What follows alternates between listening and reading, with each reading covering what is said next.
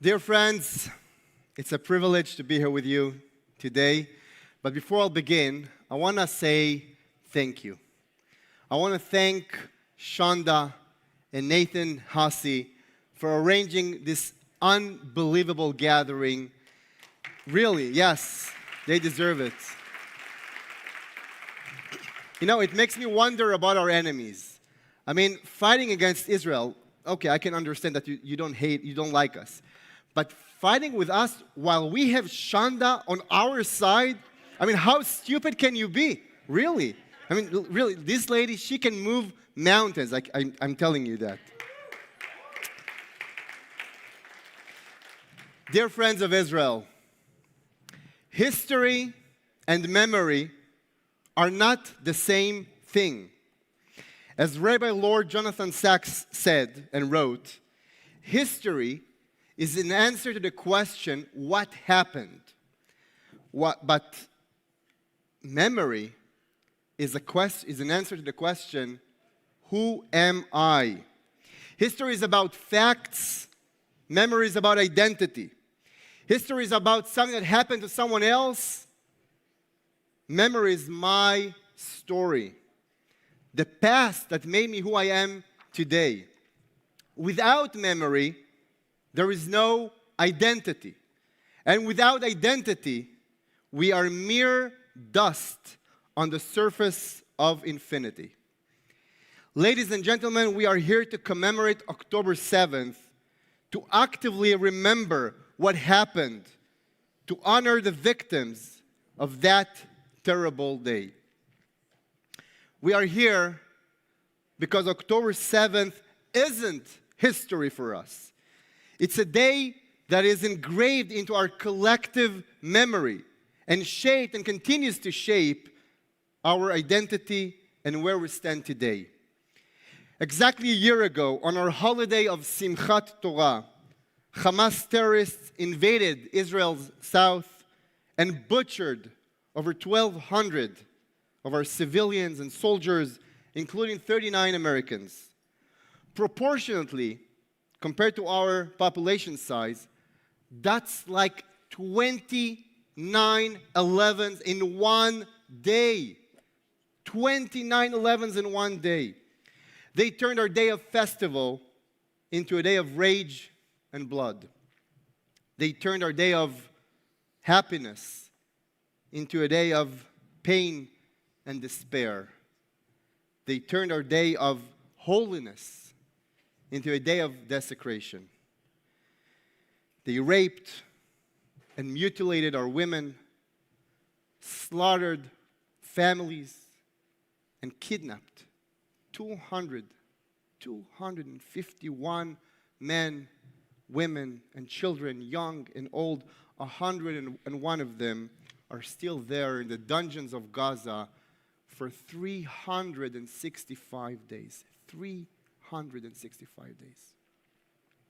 They call October 7th the Al-Aqsa flood, the flood of Jerusalem. And while committing their atrocities, they were shouting, Allahu Akbar, God is great. That was their distorted view of fighting for God. This is their vision for Jerusalem. Blood, war, unspeakable violence.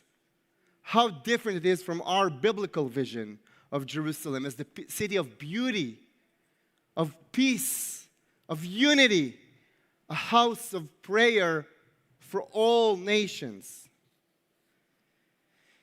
In the last year, the world witnessed the true nature of Israel.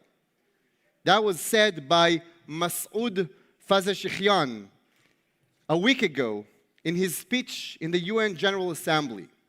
The Iranian president came to curse and accuse Israel of crimes against humanity, but just like Bilam in the Bible, he provided an accurate and flattering diagnosis about Israel. That although we were caught unprepared on October 7th, the people of Israel in the year of war have demonstrated incredible courage, bravery, resilience, and creativity, spirit and determination ever since. As Isaiah chapter 52 says, "Awaken, awaken, put on your strength, O Zion, put on the garments of your beauty, Jerusalem, the holy city, shake yourself from the dust, arise, free yourself of the bands of your neck, O captive daughter of Jerusalem." And I can tell you, we are rising from the ashes and the dust. This is what we are doing in the past year.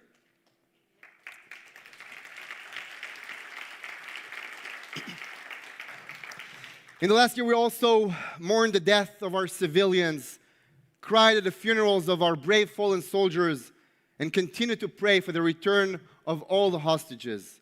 Personally, I have attended countless funerals, and I've been concerned about the safety of my family members and friends who were called to serve.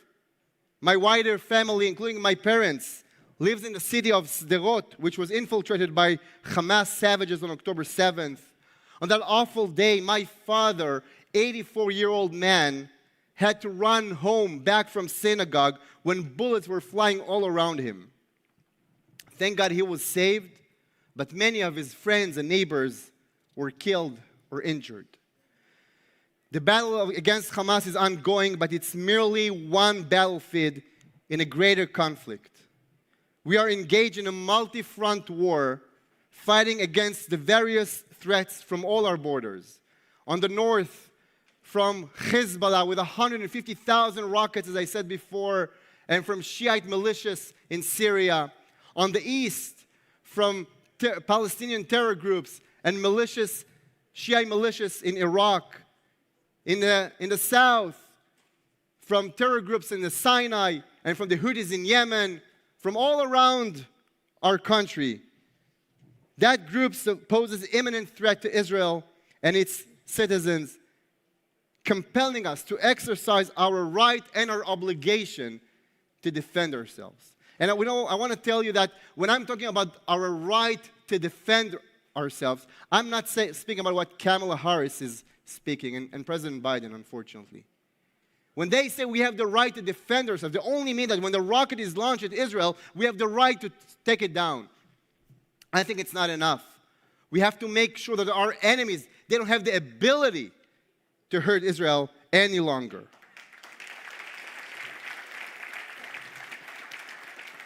And this is what we are doing all across the Middle East. Last week, Israeli fighter jets bombed targets in Lebanon, Syria, Gaza, and Yemen, all in just one day. In the last couple of weeks, the main effort has shifted from Gaza to our northern border. Over the last year, Hezbollah has launched over 1,200 rockets, drones, and ballistic missiles at Israel, causing 70,000 Israelis to be displaced, effectively being refugees in their own homeland. Israel has stepped up its pressure against Hezbollah after the Biden administration failed with its diplomatic efforts. In just a matter of days, we have eliminated the entire Hezbollah leadership, as Senator Cruz so beautifully described before. We've taken a huge percentage of their rocket arsenal and sent forces into Lebanon to combat this evil terror group. Our forces have uncovered terror tunnels near the border, packed with equipment and weapons that prove beyond any doubt that Hezbollah had a plan to commit another October 7th, only much, much deadlier. Let me remind you, since its founding, Hezbollah killed thousands of Israelis and Americans, including 241 U.S. military personnel in Beirut Marine Base in 1983. The IDF warriors fighting Hezbollah from land, air, and sea should therefore be praised rather than condemned. They are not baby killers. They are courageous angels that are making the world safer and more peaceful place. From this podium, together with you, I want to send our soldiers, tell them that we are standing with them. We're saluting them. Kol hakavod.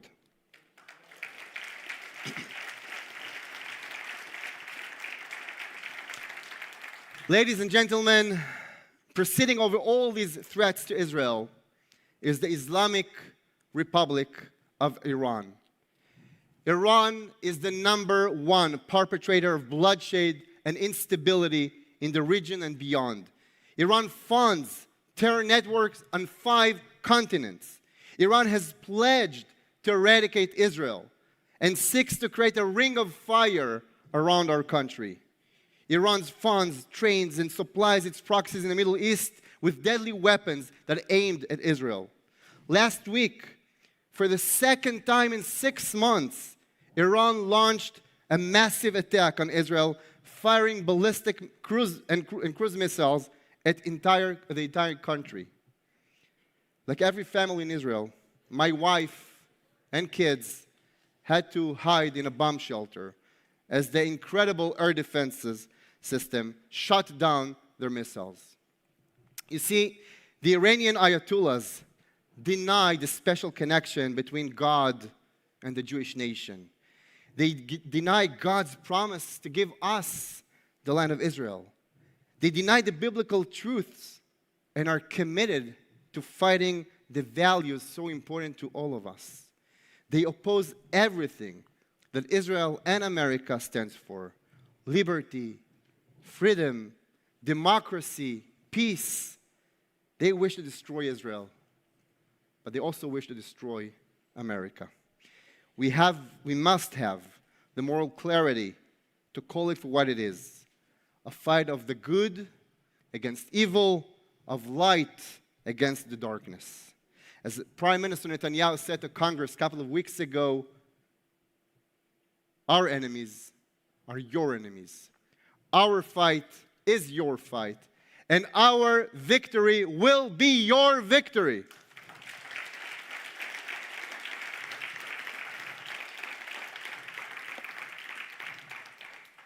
But while we in Israel are aware of the enormous threat that Iran poses, some around the world are still confused. Some Western governments, technocrats, journalists, and self-proclaimed experts are unable to understand the geopolitics. They view the Middle Eastern reality only through the prism of economics, rather than recognizing the historical, cultural, and biblical underpinnings of this conflict. They think that if you would pay the bully, he would leave you alone. Take, for example, President of France, Emmanuel Macron, who has just called for an embargo of arms on Israel, while we are fighting for our survival. What a disgrace. So we are hopeful that after the elections here in November, we will see a president who will stand up to Iran's aggressions. We hope that the White House will battle Iran rather than caving to every of their demands. We hope that our allies will support Israel rather than restrain it.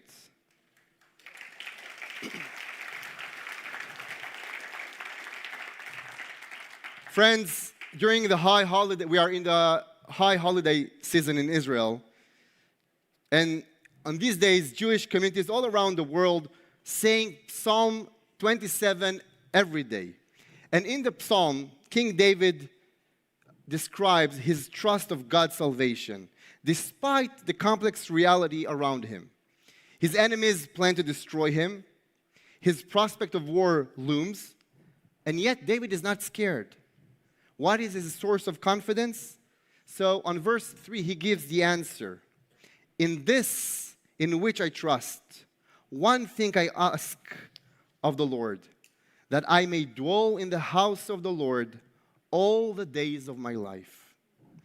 David's confidence is not rooted in the past. It's rooted in the future. King David is full of confidence, not because of his merits, but because of his aspirations to dwell in the house of the Lord. King David's positive goal is that what guides him.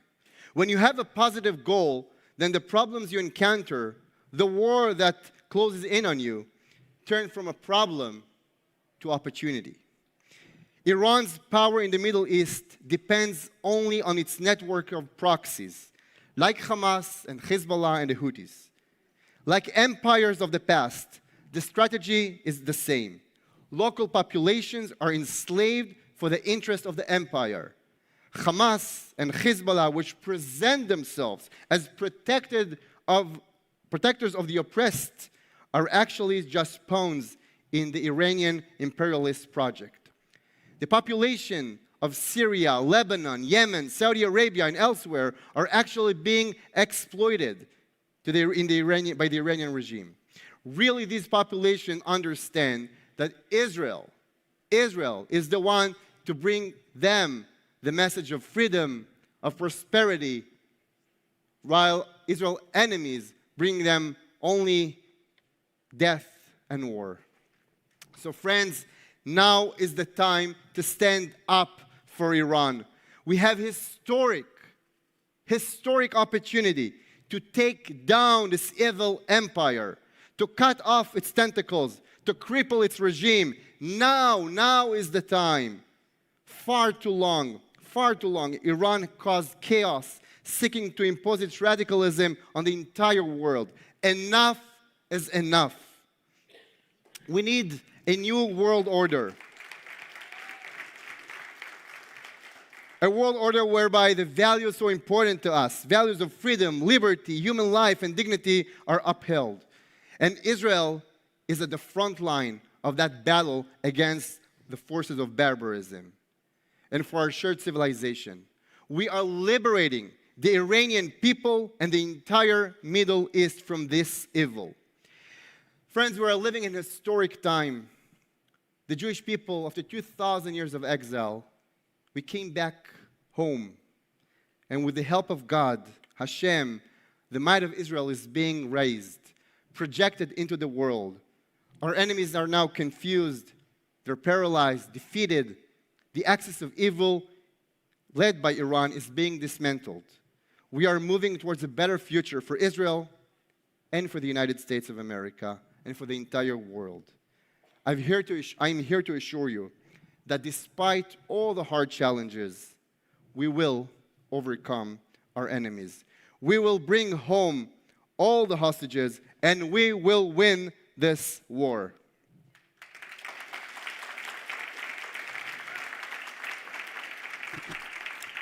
And as Senator Cruz said before, now the nations of the world also has to make their choice. They have to choose if they're standing with the blessing, or God forbid, they're taking the course. Are they siding with Iran, or are they siding with Israel?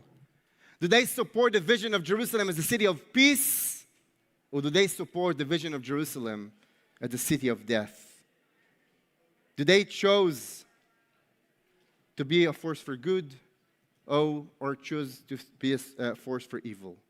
I think the choice is very clear, and history will judge.